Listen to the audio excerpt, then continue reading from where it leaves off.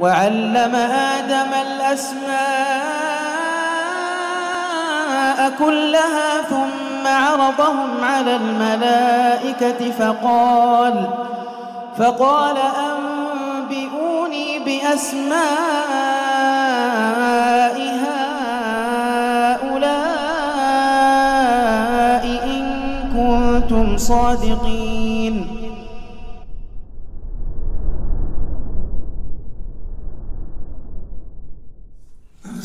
Baik, kita mulai. Bismillahirrahmanirrahim. Assalamualaikum warahmatullahi wabarakatuh. Innal hamdalillah nahmaduhu wa nasta'inuhu wa nastaghfiruh wa na'udzu billahi min shururi anfusina wa sayyiati a'malina. May yahdihillahu fala mudilla lahu wa may yudlil fala hadiya lahu.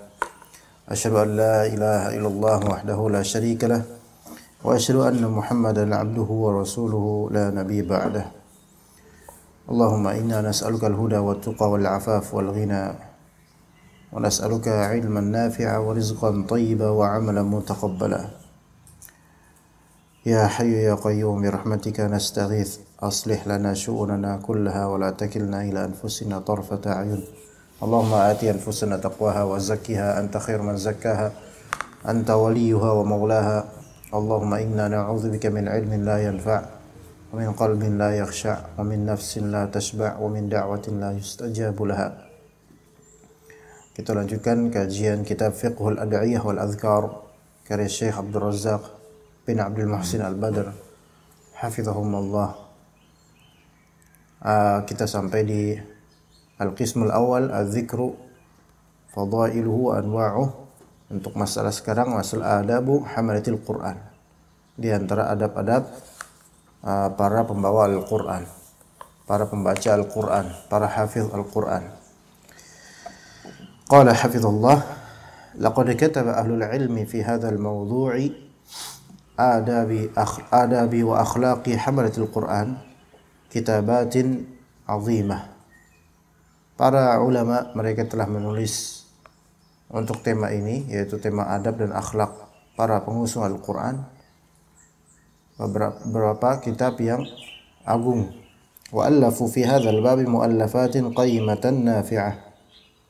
Juga mereka telah menulis di tema ini karya-karya, tulisan-tulisan yang berharga dan bermanfaat. Wa hiya adidatun wa mutanawwi'atun. Ya, jadi karya mereka tentang atau dalam tema ini sangat beragam, variatif.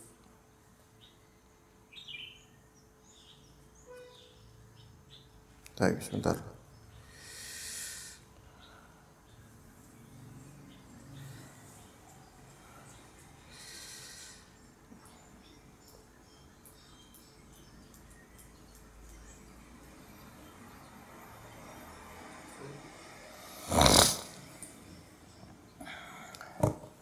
إلا أن من أحسنها وفاء بهذا الموضوع كتاب أخلاق حملة القرآن للإمام العلامة أبي بكر محمد بن الحسين الآجوري. Tapi yang paling terbaik dari kitab-kitab tentang adab pengusung Al-Quran, yaitu kitab yang terbaik, di antara yang terbaik adalah Akhlaqi Hamalatil Quran, kitab Akhlaq Hamalatil Quran karya Imam Al-Ajuri rahimahullah yang wafat pada tahun 360 Hijriah. فهو كتاب عظيم القدر جليل الفائدة وحري بكل حافظ للقرآن الكريم بل بكل مسلم أن يقف عليه ويفيد منه. Ini kitab Akhlaq Hamalatil Quran, kitab yang kadarnya agung, faedahnya luar biasa dan juga penting untuk setiap penghafal Al-Quran, bahkan untuk setiap muslim untuk mendalaminya dan beristifadah darinya. Jadi kitab namanya Akhlaq Hamalatil Quran karya Imam Al-Ajuri. Ini kadang-kadang dibahas di daurah-daurah oleh para masyayikh. Di antaranya Syekh Abdul Razzaq juga memiliki rekaman kajian kitab Akhlaq Hamalatil Quran di suatu daurah. Jadi kadang dibahas oleh para ulama Akhlaq Hamalatil Quran. Sudah Akhlaq Hamalatul Quran ini berisikan, Masya Allah, besar sekali faedahnya dan berkaitan dengan adab. Dia seperti matan tapi cukup panjang, walaupun kita katakan ya nggak sesimpel matan Abi Syuja', lebih berat lagi atau lebih banyak lagi faedahnya insyaallah dalam masalah adab. Ya. Wa qad tahaddatsa fihi muallifuhu rahimahullah qabla bayanihi di adabi hamalatil Qur'an an fadli hamalatil Qur'an. Jadi penulisnya telah menulis, yaitu Al-Imam Al-Ajuri rahimahullah, sebelum beliau menjelaskan adab-adab para pengusung Al-Quran, beliau menuliskan keutamaan para pengusung Al-Quran. Dan kita bukan siapa-siapa dalam bab ini. Kemudian wa fadli man ta'allama Al-Quran wa 'allamah, dan keutamaan orang yang mempelajari Al-Quran dan mengajarkannya. Wa fadlil ijtima'i fil masjid li darsil Quran, dan keutamaan berkumpul di masjid untuk mempelajari Al-Quran. Muskilahnya adalah banyak dari kita ini enggak mau untuk masalah Al-Quran itu kabur-kaburan, walaupun slogannya kembali ke Al-Quran dan dua As-Sunnah. Untuk tajwid, tahsin, apalagi tahfidz, itu tidak mau. Juga termasuk dengan tafsir dan usul tafsir. Ketika mendengar kajian tafsir.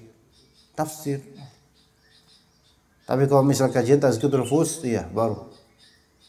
Ya. Tapi ketika disebut kajian tafsir itu seolah-olah kajian yang dianggap tidak penting sehingga enggak usah dihadiri. Ya. Ini kesalahan dalam berpikir, karena memang tidak punya pemetaan ilmu syar'i dan tidak mengetahui faedah dan fadl dari tiap-tiap bidang dalam ilmu syar'i. Banyak dari kalangan awam yang baru hijrah, baru ngaji, mereka hanya ikut tazkiyatun nufus dan kajian-kajian tentang keluarga. Seolah-olah hidup ini hanya berkaitan dengan tazkiyatun nufus dan rumah tangga saja. Dan asal dari tazkiyatun nufus Al-Quran. Dan juga asal dari keharmonisan rumah tangga dan segala fikihnya juga asal dari Al-Quran. Jadi kajian-kajian tafsir ini perlu digalakkan ya kawan. Dan tentu harus dicontoh dari da'inya itu sendiri untuk kajian tafsir. Ya. Wala amali bih. Kemudian di sini kata beliau hafizahullah, wa qasada rahimahullah min al-bad'i bi hadhihi al-abwabi at-targhib fi tilawatil Qur'ani wal 'amal bih wal ijtima'i mudarasatih. Ya, maksud dari Al-Ajuri rahimahullah memulai bab-bab yang tadi disebutkan tentang keutamaan para pengusung Al-Quran, keutamaan belajar Al-Quran, mengajarkannya dan berkumpul di masjid untuk tadarusan. Itu maksudnya ada targhib fi tilawatil Quran. Motivasi dan dorongan untuk membaca Al-Quran dan mengamalkannya dan berkumpul untuk mudarasah. Itu saling mengingatkan atau mempelajari Al-Quran. Thumma syara'a ba'da dzalika fi bayani adabi hamalatil Quran. Barulah ketika itu beliau memulai penjelasan adab-adab para pengusung Al-Quran. Seseorang tidak bisa mengusung Al-Quran kalau misalnya dia tidak rajin tilawah. Juga dia tidak mempelajari Al-Quran dan mengajar, terlebih kalau sudah bisa mengajarkannya, maka dia pengusungnya, Masya Allah. Seseorang tidak bisa disebut pengusung Al-Quran kalau dia malas untuk berijtima' di masjid untuk membahas Al-Quran, baik secara tajwidnya, tahsinnya, mudzakarah, fit tahfidz, dan juga tafsirnya, atau segala yang berkaitan dengan ulumul Quran. Ya, mustadillan ala kulli ma yaqulu bin nususi al-Qur'aniyati wal ahadits an-nabawiyyah wal athar al-marwiyyah an salafil ummah. Jadi beliau berdalil kemudian dengan berdalil segala yang beliau ucapkan di kitab tersebut atau keumumannya dengan nas-nas Al-Qur'an, hadis Nabi dan juga athar salaf. Wala'allana na'ti huna ala jumlatin thayyibatin min hadhihi al-adab al-karimah. Insyaallah di sini akan ditalkhis dan diringkas dengan seringkas-ringkasnya oleh Syekh Abdul Razak. Beberapa beliau pilih beberapa dari adab yang mulia, wal khilali al-'azimah allati yanbaghi an yatahalla biha ahlul Qur'ani wa hamalatuh, yaitu sifat-sifat yang agung yang layak ahlul Qur'an dan pengusungnya untuk berhias dengan adab dan sifat ini. Balian bagi an yatahalla biha al-muslimuna jami'uhum. Bahkan kalau kita membaca akhlaq hamalatil Qur'an, ya, karya Imam Al-Ajuri, ini malah justru sebenarnya tidak hanya untuk para pengusung Al-Qur'an, untuk setiap muslim. Karena di dalamnya banyak sekali racikan-racikan atau ramuan-ramuan uslub tentang adab-adab yang kadang-kadang kita lihat ini mah bukan hanya untuk para pengusung Al-Qur'an saja, untuk kaum penuntut ilmu dan untuk kaum muslim bahkan. Ya. Beliau juga punya kitab namanya Akhlaqul Ulama karya Imam Al-Ajuri. Selain adab hamalatul Qur'an, akhlaq hamalatul Qur'an. Akhlaqul Ulama. Dan itu juga kadang-kadang kita kalau misalnya kita baca tuh, Anda enggak tahu sekarang terjemahannya atau tidak. Kalau bisa dibaca, ini bukan hanya untuk ulama, tapi untuk kaum muslimin. Hanya saja untuk ulama itu lebih ditekankan. Baik, kemudian famin hadhil adab, di antara adab-adab ini an yatahalla sahibul Qur'ani bi taqwallahi fi sirrihi wa 'alanihi, yaitu pengusung Al-Qur'an. Di antara adab pengusung Al-Qur'an menghiasi dirinya dengan takwa kepada Allah Ta'ala dalam sir dan alan. Dalam sir dan alan. Dalam kesendirian atau ketidaksendirian, keramaian. Sir dan alan. Iya. Karena Allah Subhanahu wa Ta'ala alimun bidzati sudur. Kenapa sir? Wa asirru qaulakum aw ijharu bih innahu alimun bidzati sudur. Karena Allah Subhanahu wa Ta'ala mengetahui apa yang ada di dalam dada. Ala ya'lamu man khalaqa wa huwa latiful khabir. Maka bagaimana mungkin Allah Ta'ala tidak mengetahui tentang apa yang dia ciptakan sendiri, sementara dia itu al-latif al-khabir. Al-latif maha lembut, dan makna al-latif ada dua. Makna lutf atau sifat lutf itu ada dua. Sifat kelembutan Allah Ta'ala ada dua maksud. Yang pertama, lutfun fi ilmih. Yang pertama lutfun fi ilmi, yaitu maha lembut dari segi keilmuannya tentang makhluknya. Apa maknanya? Makna maha lembut dari segi ilmu yaitu segala hal detail, terperinci, sedetail sekecil apapun Allah Ta'ala mengetahuinya dan menguasainya. Ini makna lutf. Jadi ilmu begitu latif, begitu lembut, sampai segala hal detail Allah Ta'ala telah mengetahui dia. Kemudian lutf makna kedua yaitu lutfun fi nasrih, yaitu maha lembut dalam pertolongannya. Ala ya'lamu man khalaqa wa huwa latiful khabir. Lembut dari segi pertolongannya. Apa maknanya? Bahwasanya Allah Ta'ala menolong hambanya yang beriman dari arah yang tidak disangka. Ini makna lutfi nasrillah atau latifun binasrih. Maha lembut dengan pertolongannya, dengan bantuannya. Bantuan Allah itu begitu lembut. Maknanya adalah yaitu Allah Ta'ala menolong hamba yang beriman dari arah yang tidak disangka olehnya, disangka oleh orang beriman tersebut.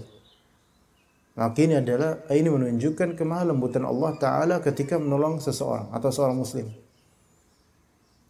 Kalau misalnya kita mendapatkan bantuan pertolongan dari arah yang sudah kita sangka, maka sensasinya itu normal, biasa. Tapi kalau kita mendapatkan pertolongan dari arah atau dari orang yang tidak kita sangka, maka lebih sampai ke hati, dan itu merupakan kelembutan.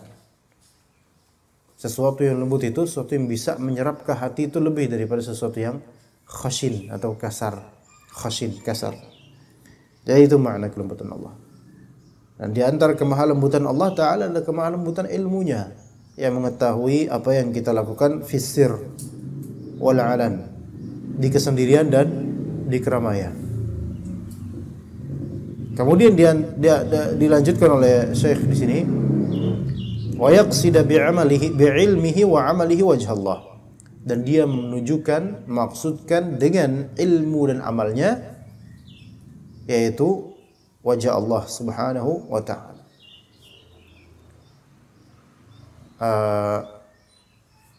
Innama nut'imukum liwajhillahi la nuridu minkum jazaa'an wala syukura. Kami memberikan kalian makan liwajhillah, untuk mencari wajah Allah.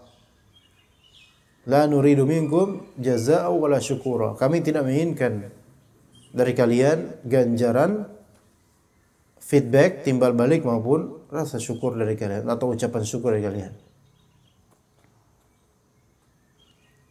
Ya, mencari wajah Allah Ta'ala.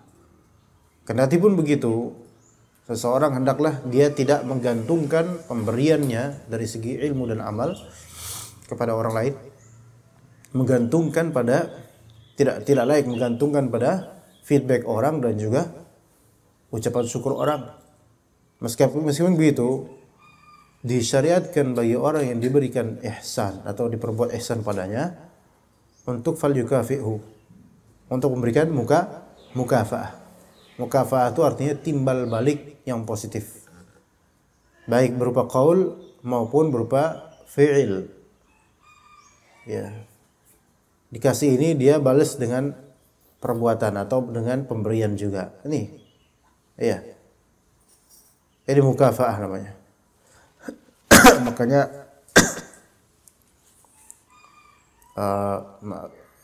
mukafaah termasuk misalnya antum bantu ana, terus ana kasih antum duit, ini mukafaah. Selama tidak ada perjanjian atau mau'id atau ketentuan nominal mukafaah. Ya. Tapi bisa juga dengan ketentuan nominal, bisa. Bisa juga dengan mau'id, bisa. Ya, sebagai mukafaah bisa itu. Tapi kalau rutin namanya bukan mukafaah, melainkan namanya rotib namanya. Gaji. Rotib bukan mukafaah. Ala kulli hal. Innama nut'ibukum liwajhillahi la nuridu minkum jazaa'an wala syukura. Maka dengan kenyataan disyariatkannya berterima kasih dan mengucapkan syukur atau memberikan feedback yang baik pada orang yang memberi, maka ini menunjukkan merupakan kewajaran seseorang merasa ada yang mengganjal di hatinya ketika dia memberi namun tidak disyukuri. Itu maklum. Itu maklum dan itu merupakan hal yang sifatnya fitri pada manusia. Iya. Kalau misalnya udah zikri, misalnya antum ngasih ke anak kebaikan, memberi anak kitab. Ini cerita yang tidak akan terjadi memang. Ya. Kemudian Anda tanpa ada, enggak ada jazakallah khairan, enggak ada syukron, enggak ada doa atau enggak ada, ya Anda terima tapi khalas, hambar begitu saja. Pasti pas beliau pulang itu kerasa kok Anda enggak dikasih apa, kok kayaknya dingin banget, enggak ada feedback apapun gitu. Ini manusiawi seperti ini. Maka disyaratkan untuk bersyukur ya, gitu ya. Kayak ini contoh aja deh. Enggak terjadi insyaallah enggak. Maksudnya enggak terjadi Anda dikasih buku itu sama beliau enggak. Tapi kemudian wa yuridat bitilawatihi wa hifdhihi al-qurba minhu subhanahu. Dan dia menginginkan dengan tilawahnya dan dengan hafalannya mendekatkan diri kepada Allah Subhanahu wa taala. Jadi ini orang-orang yang beruntung dengan tilawahnya kalau dia menunjukkan tilawahnya itu untuk mendekatkan diri kepada Allah taala. Dia akan bertaladzuz dengannya, dia akan menikmatinya.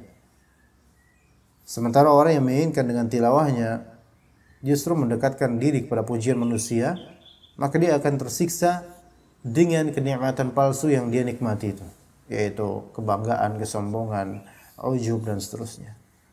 Dan juga hafalannya itu harusnya untuk mendekatkan diri kepada Allah. Kasihan kalau misalnya hafalan kita hanya untuk supaya jadi imam. Iya. Hanya untuk supaya jadi imam. Supaya menang MTQ. Supaya bisa disewa di masjid-masjid besar. Iya. atau supaya minimal supaya nggak disalahin sama jemaah di belakang. Jadi hafalannya bukan buat mendekatkan diri pada Allah, tetapi untuk meninggikan harkat dan gengsi di tengah-tengah manusia. Taib. Kemudian jaa an Umar bin al-Khattab annahu radhiyallahu anhu annahu qala, dari Umar bin Khattab beliau berkata, laqad ata alaina hinun wa ma nara anna ahadan yata'allamu al-Qur'ana yuridu bihi illa Allah. Sudah sampai zamannya nih. Sudah sampai zamannya, kata Umar bin Khattab setelah wafatnya Nabi SAW, sudah sampai zamannya dan kita tidak melihat seorang pun yang membaca Al-Quran. Wa man nara anna ahadan yata'allamu al-Qur'ana yuridu bihi illa Allah. Kita tidak melihat ada orang sekarang yang mempelajari Al-Quran hanya ingin dengannya wajah Allah. Faham enggak maksudnya? Udah sampai sekarang zamannya kita melihat orang-orang rata-rata mempelajari Al-Quran bukan karena Allah. Itu zaman 1400 tahun lalu. Bagaimana dengan sekarang ya ikhwan? Falamma kana hahuna bi akharatin khashitu anna rijalan yata'allamunahu yuriduna bihi an-nasa wa ma 'indahum. Ya, sekarang sudah sampai di masa-masa sekarang, akhir-akhir begini. Aku khawatir orang-orang rijal mereka mempelajari Al-Quran tapi keinginan mereka adalah manusia dan apa-apa yang ada pada manusia dari harta dunia. Fa'uridullaha biqira'atikum wa a'malikum. Maka inginkanlah Allah oleh kalian dengan bacaan kalian dan amalan kalian.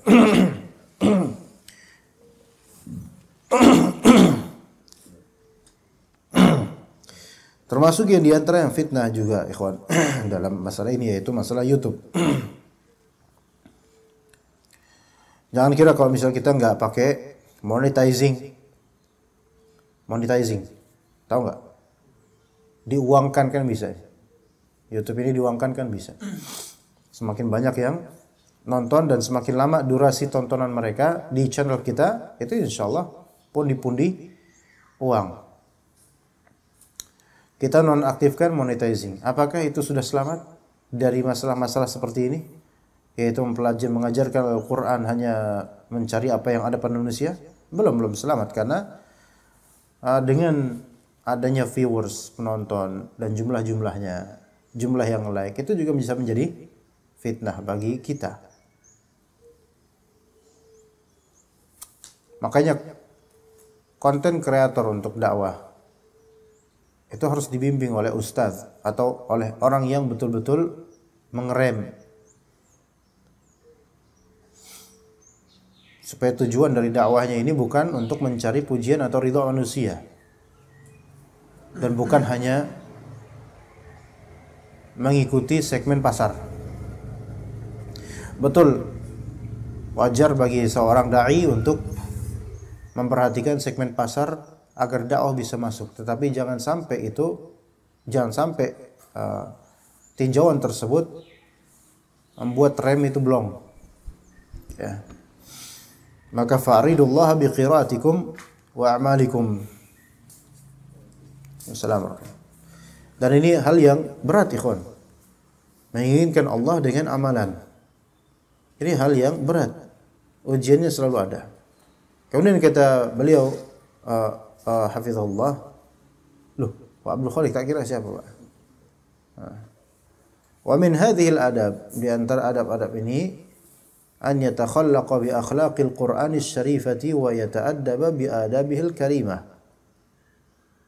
Yaitu berakhlak dengan akhlak Al-Quran yang mulia dan beradab dengan adabnya Al-Quran.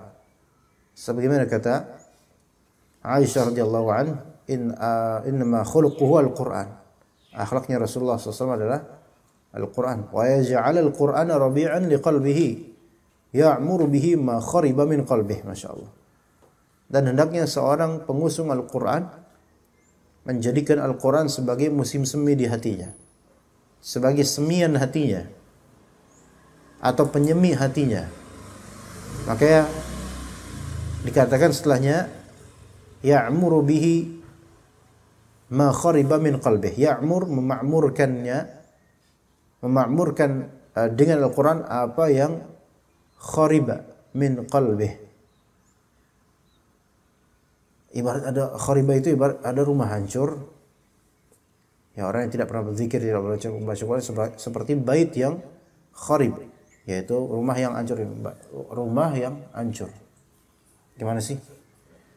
Antum kalau lihat rumah kosong, mu'attal, tidak terawat, hancur, genteng-genteng jatuh dan seterusnya. Khariba min qalbi. Dan ada waktunya kalbu manusia itu khariba. Apa Indonesianya? Hancur, hatinya apa? Berantakan. Hatinya berantakan. Berantakan sekali kalimatnya. Enggak, hatinya apa? Hatinya hancur gitu ya. Galau dan seterusnya. Maka seorang hamalah atau para hamalah Al-Quran dari hati yang gersang, hancur, sedih dan seterusnya, itu hendaknya Al-Quran yang menatanya. Ya, wa yaj'al al-Qur'ana rabi'an liqalbi. Quran baginya ibarat musim semi buat kalbunya. Karena musim semi ini di antara kegersangan dengan berlebihannya hujan. Nah, saimnya enak, anginnya tuh enak, syahdu, merdu dan seterusnya, merdu kicauan burung dan rumputan mulai tumbuh, enak. Jadi tenang kalbunya dengan kesyahduan itu. Wa yuslihu bihi ma fasada min. Dan hendaknya dia menjadikan Al-Quran memperbaiki apa yang rusak dari hatinya. Jadi ketika seseorang terfitnah, maka dia harusnya rujuk kepada Allah, dan dalam segi amalan dan bacaan rujuk pada Al-Quran. Karena pada Al-Quran ada syifa'un lima fis sudur. Ada penyembuh untuk apa-apa yang ada di kalbu. Wa yu'addibu nafsahu bil Quran. Mendidik dirinya dengan Al-Quran. Wa yuslihu bihi halah. Dan membenahi keadaan dirinya dengan Al-Quran. Wa yuqawwi bihi imanah. Dan menguatkan keimanannya dengan Al-Quran. Yaqulullahu ta'ala, wa idza ma unzilat suratun faminhum man yaqulu ayyukum zadathu hadhihi imana fa ammal ladzina amanu fazadathum imana wa hum yastabshirun. Wa ammal ladzina fi qulubihim marad fazadathum rijsan ila rijsihim wa matu wa hum kafirun. Itu kata Allah di surat At-Taubah.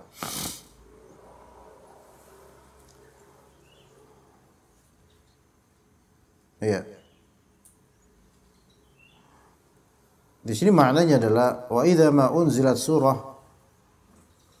dan apabila diturunkan suatu surah, faminhum man yaqul ayyukum zadathu hadhihi imana. Maka di antara orang-orang munafik bakal ada yang bilang, At-Taubah ini banyak sekali pembongkaran terhadap sikap orang-orang, pembongkaran tentang sikap orang-orang munafik. Maka ketika turun surat, orang munafik itu komentar. Komentar, bukannya mereka membacanya, mengamalkannya, mentadabburi, enggak, komentar dulu.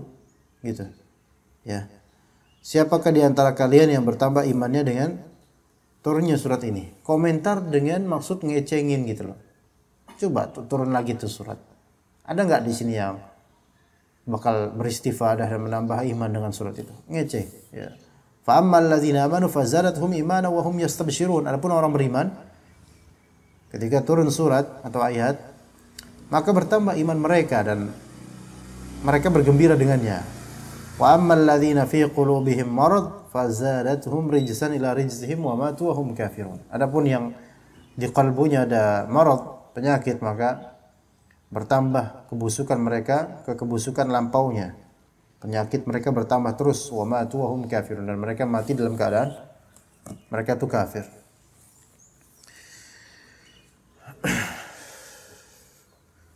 Maka kata Syekh Abdul Razak rahimahullah, fahamilul Qur'ani yaj'alul Qur'ana dalilahu ila kulli khair. Maka pengusung Al-Quran menjadikan Al-Quran sebagai petunjuknya menuju segala kebaikan. Waraidahu ila kulli khuluqin hasanin jamil, dan pembimbingnya menuju ke setiap akhlak yang baik dan mulia, indah. hafizan li jami'i jawarihihi amma nahallahu anhu. Jadi ternyata pengusung Al-Quran menjadikan Al-Quran ini hafizan li jami'i jawarih, sebagai penjaga untuk seluruh anggota tubuhnya dari apa yang Allah larang.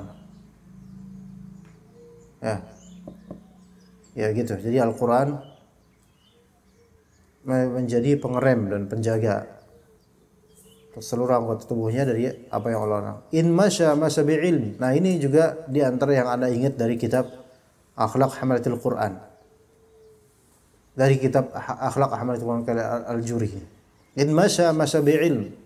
Karena kalimat ini kalimat yang mudah diingat ini. Seorang talibul ilm dan pengusung Al-Quran, kalau dia masya jalan, dia jalan dengan ilmu.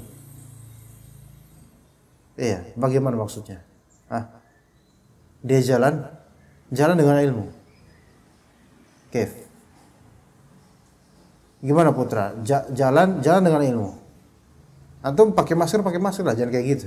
Jadi kayak anting gitu. Itu ditahdir tuh kalau nanti kata Mas Syekh, apaan coba kayak gini? Ini bukan adab hamalatul Quran ini. In masya bi'ilm. Kalau dia jalan dengan ilmu. Apa maksudnya? Kif? Contohin coba ikhwan. Apakah cukup dia jalan harus mempertontonkan bahwasanya dia itu seperti kiai, seperti ulama? Itu maksudnya? Enggak. Walaupun dia lebih baik seperti maksudnya seorang hamalatul Quran, dia harus menjaga wibawanya juga. Tapi tidak cukup.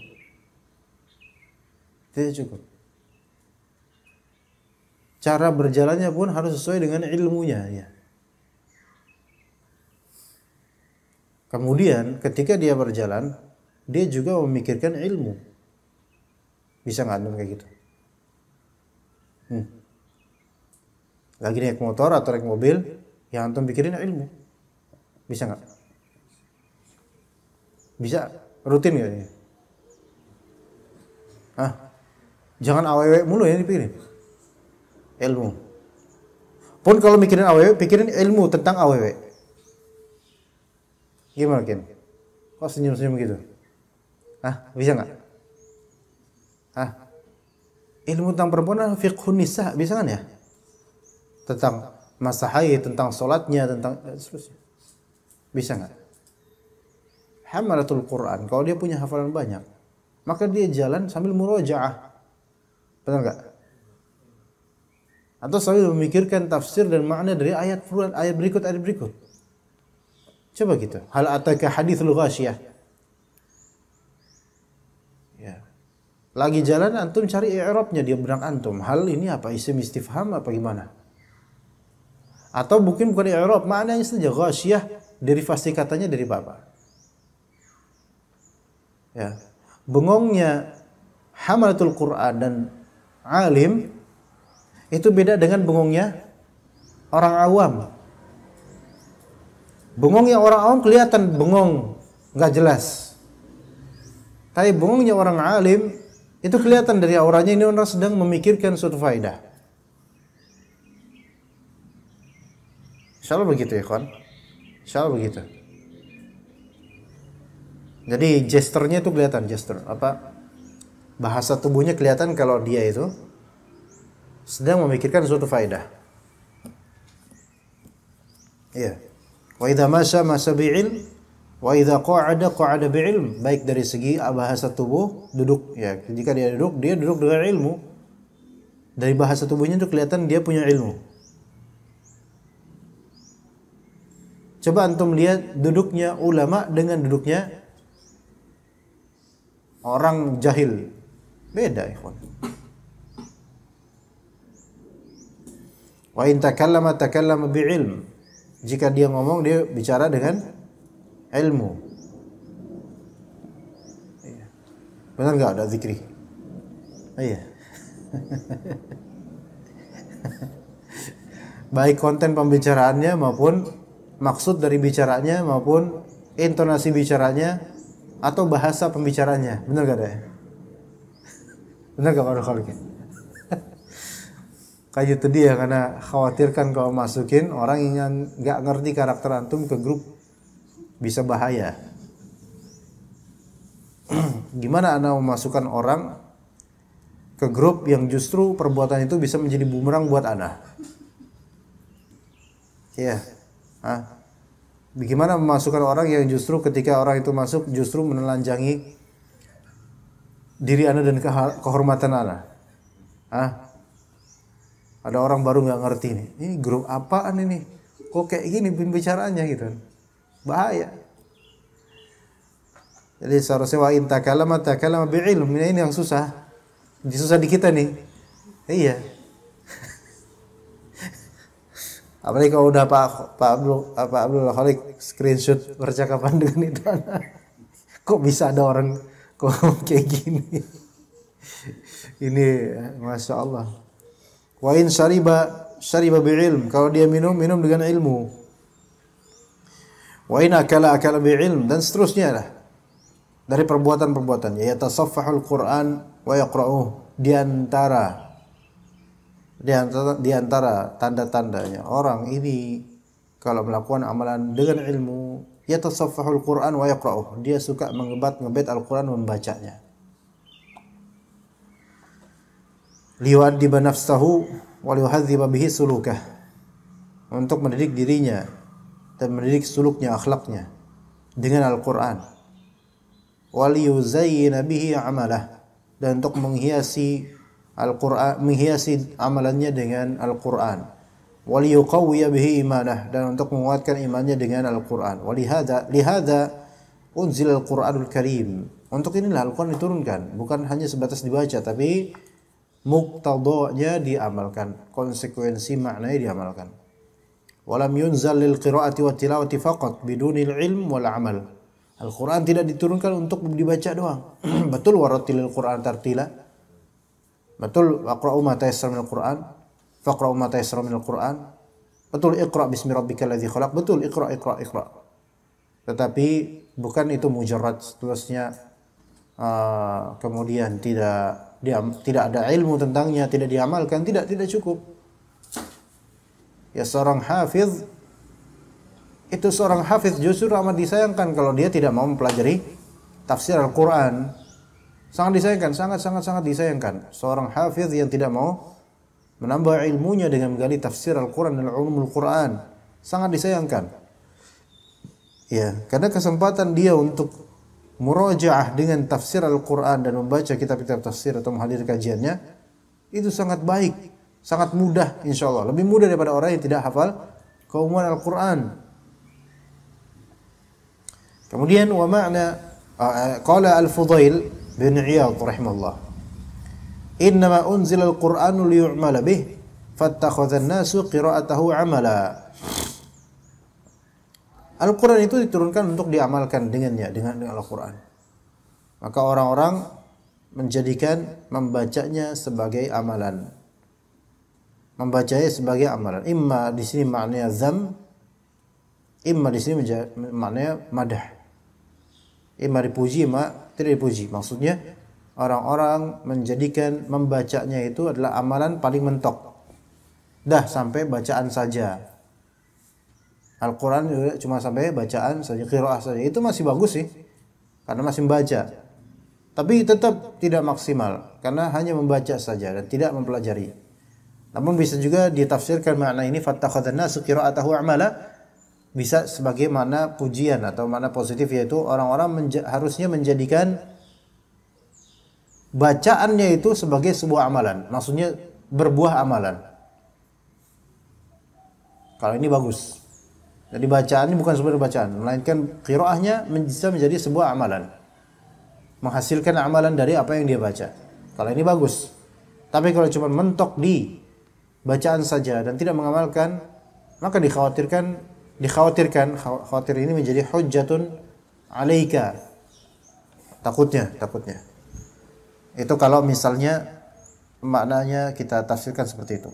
Kata Syekh Abdul Razzaq rahimahullah hafizullah, wa ma'na qawlihi liyu'mala bih ay liyuhillu halalahu wa yuharrimu haramah.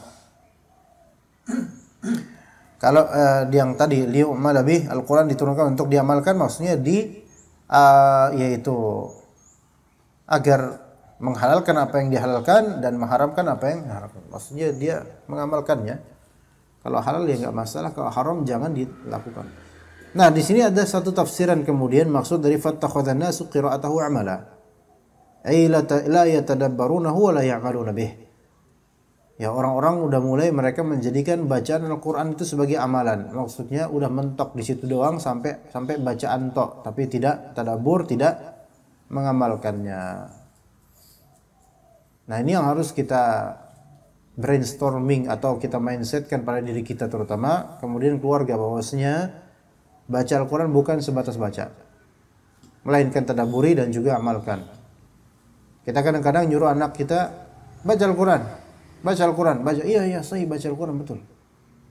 Tapi betapa banyaknya orang tua atau bahkan guru atau ustadz yang tidak sampai penganjuran ke tadabbur dan juga amalan. Sing penting mau coba. Udah wis mau coba syukurlah gitu. Udah syukur dia baca Al-Quran. Iya betul, syukuri dia baca Al-Quran, tetapi tidak sebatas di situ. Lanjutkan ke berikutnya, itu tadabbur dan juga amalan, yaitu insyaallah.